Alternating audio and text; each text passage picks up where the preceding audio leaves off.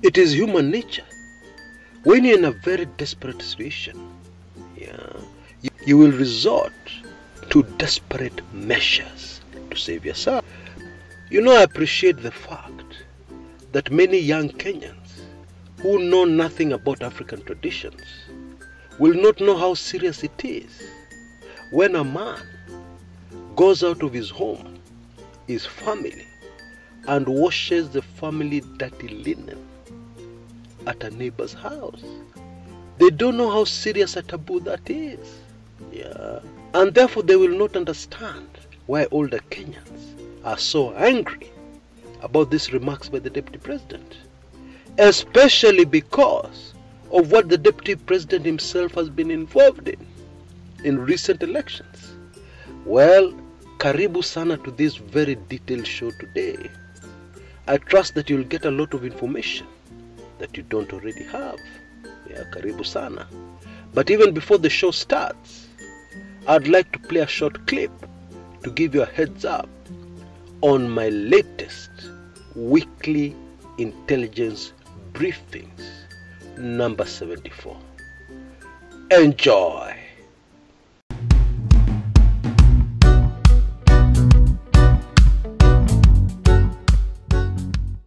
Kindly allow me a second to share with you a heads up. I would highly recommend that you do not miss my weekly intelligence briefings, number 74. The very latest weekly intelligence briefings. Now I'm aware that we have not produced the weekly intelligence briefings since my personal tragedy. But I'm now fully back, and very engrossed in my work. And I've been doing a lot of digging around, collecting verified information all over the place. Now, weekly intelligence briefings number 74 reveals some very shocking secrets of the Deputy President. A lot of the stuff, a lot of the content in this weekly intelligence briefings is sensitive, so I cannot say much. But I'd also like to add that you have an opportunity, which you should take full advantage of. You see, we're heading towards the general elections, barely 6 months away, and there are a lot of things. There's a lot of information, juicy details that I can never share on this public channel. It is impossible for me to share on this public channel. They'll all be in the WIB, and of course these are bound to increase as elections draw closer. What these dirty politicians are really doing behind the scenes, etc., etc. Very important information that will help you to understand my other videos totally. Now I have a very special offer for a very limited time. You can take a 6-month subscription, for below $10. Details on your screen right now. Rush and go for it. Now, of course, within 6 months, we'll be into September. The elections will be over. And so you'll be sure that you'll miss nothing. Okay? So I highly recommend go for it. You can see details on your screen. Just send a blank email to that email address you see, and you'll receive an automated email response giving you full payment details. The same payment details are repeated in the description area below this video. I'm really looking forward to seeing you on the other side and serving you as a WIB member.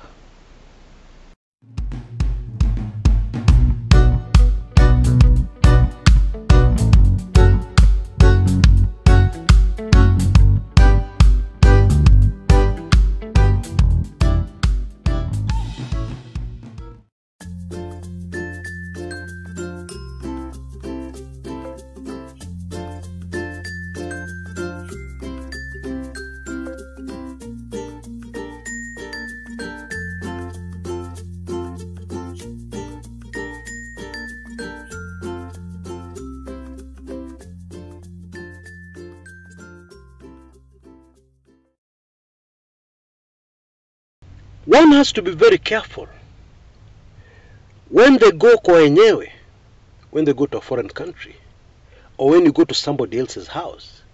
You have to be very careful how you conduct yourself. Project a good image of your country, your motherland. project a good image of your home and your family. Doesn't that go without saying?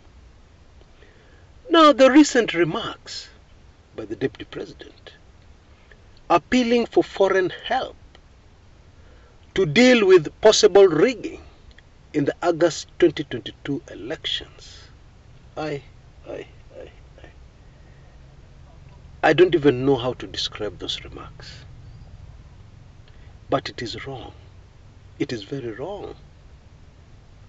You know, somebody said to me shortly before I came in to make this recording, why doesn't the Deputy President organize to open the servers of the 2017 presidential elections before he starts talking about rigging? Now, they have a point there. Because the English have a saying, people who live in glass houses should not throw stones. Now, it is widely believed the 2013 presidential elections, where Ruto was a candidate, and the 2017 presidential elections, where Ruto again was a candidate, were rigged, were fiddled with. Hey! Just imagine the following conversation, which I suspect may have taken place somewhere in the West, maybe in the UK. And it goes like this. Oh, it is that season again in Kenya. Then the other person says, what are you talking about? Oh, they have the elections coming in. You remember 2007? The natives killing each other all over the place? Oh yes, I remember.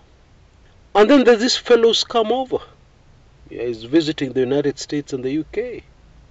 And he's appealing to governments to help him stop the rigging, the fiddling of elections. Can you imagine that? Just a minute.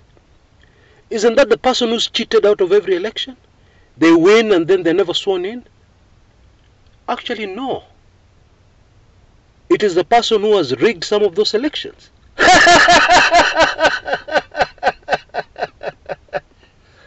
What? On a serious note, let us just talk the truth. There is no election which can be rigged by somebody who's winning by a landslide.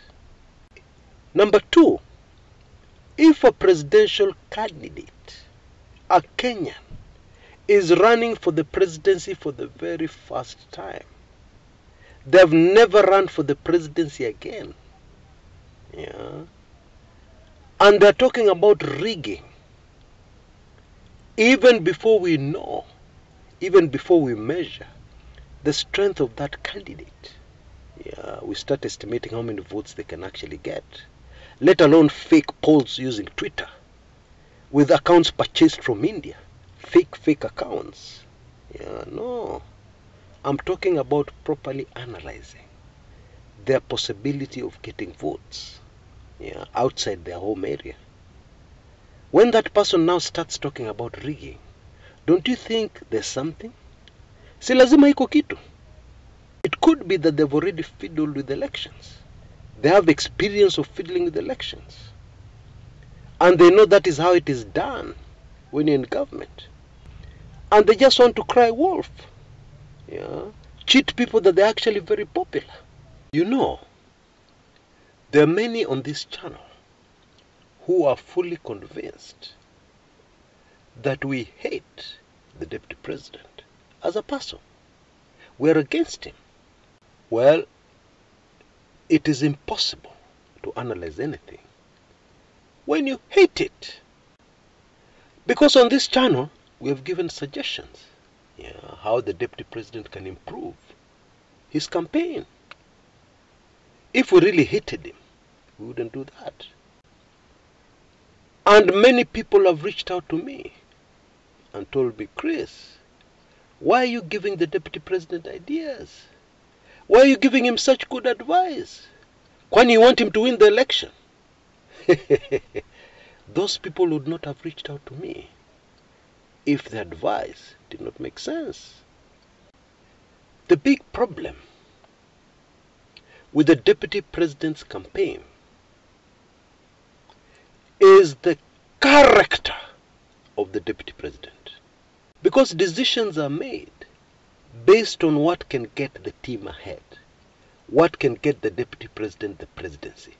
Period. It doesn't matter if it's lies. It doesn't matter if it hurts somebody. That's irrelevant. Now, while I appreciate the fact that politics is a dirty game, politics is brutal and ruthless, I appreciate that. But when you are thinking of who to elect as your president, the character of that man or woman is extremely critical.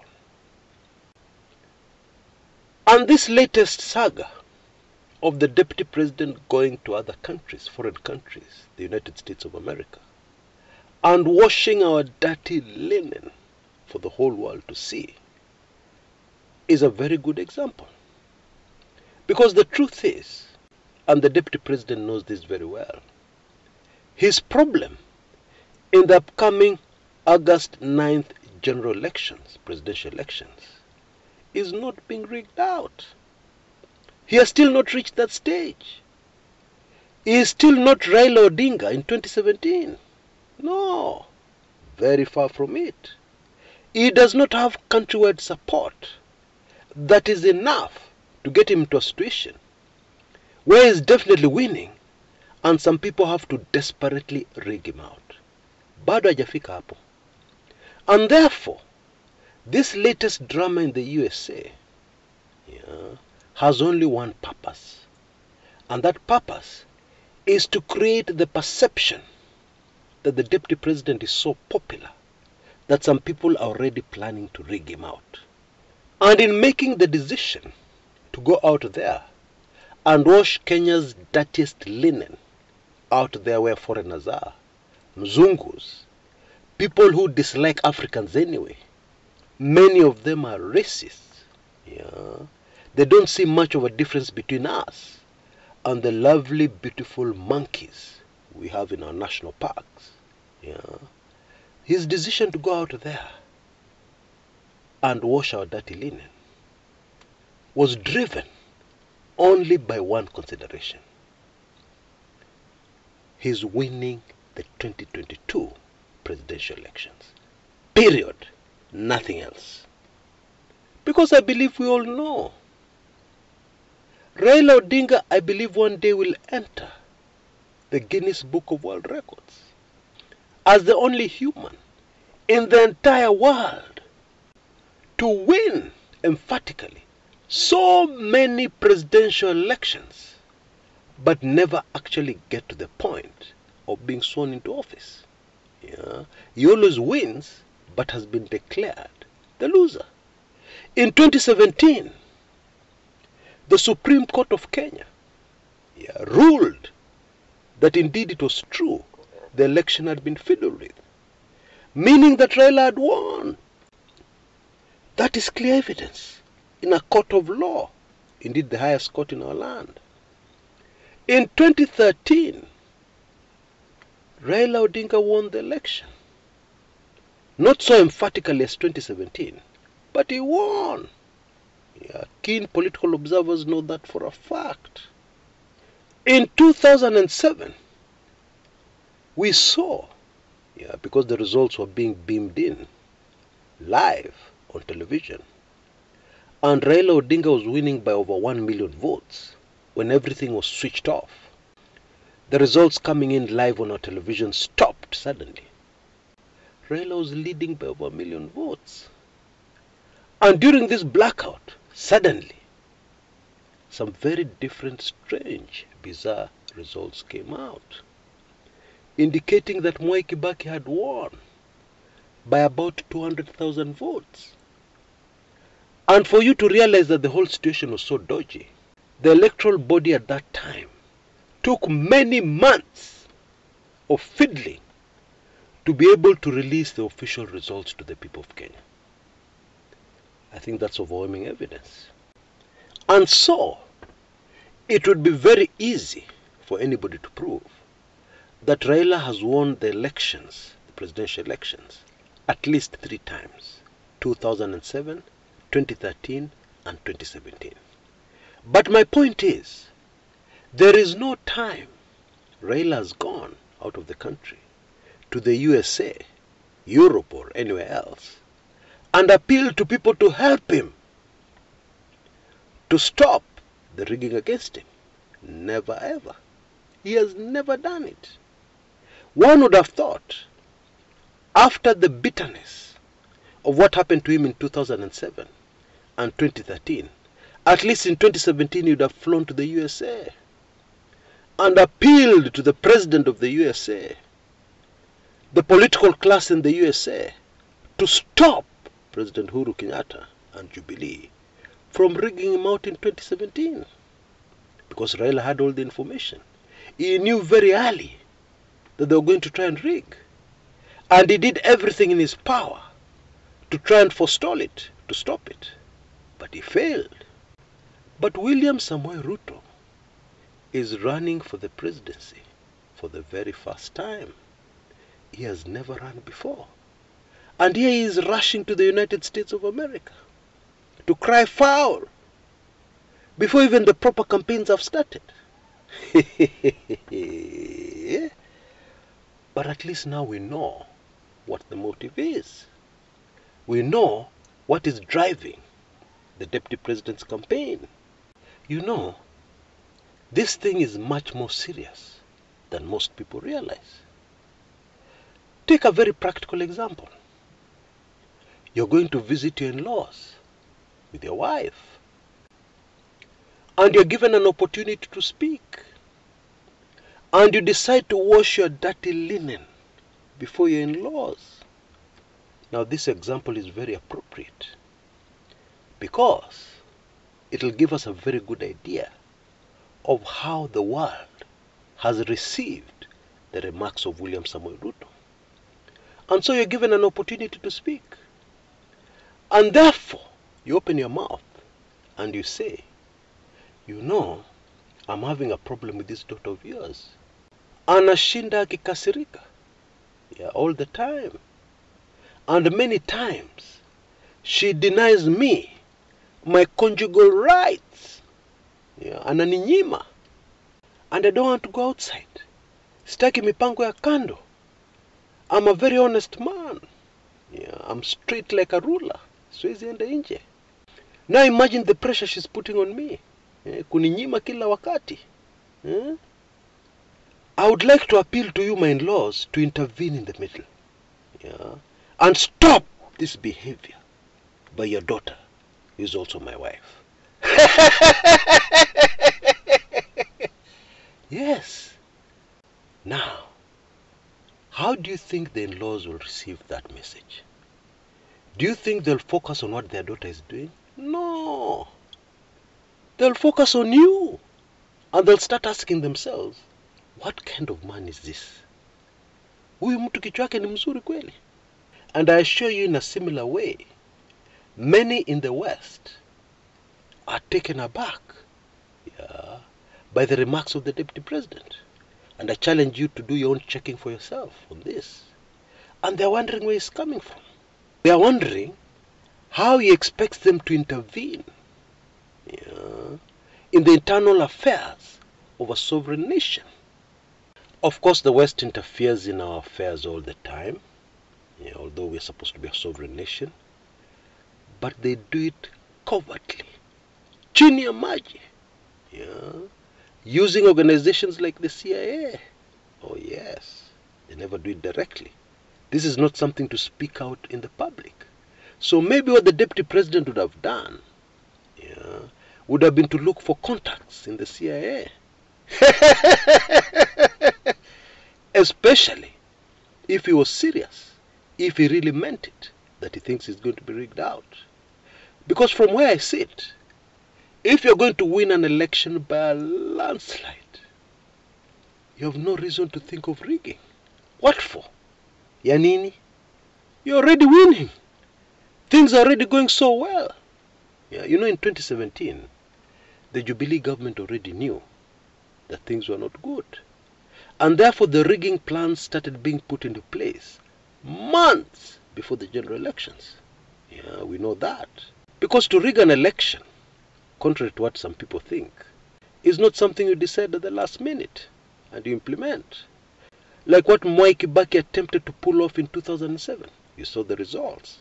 It becomes too obvious. It will cause chaos, tension. So you're supposed to start planning it many months before the election. And Jubilee already knew they didn't have the numbers. Yeah. But this time, already the government side know that they have the numbers. Because they have the numbers man. Yeah, I know I'm always accused of praising Raila Odinga, but I'm talking political reality. The government side this time knows that they already have the numbers. And they have the numbers man. The numbers man is Agwambo. Yeah, because consistently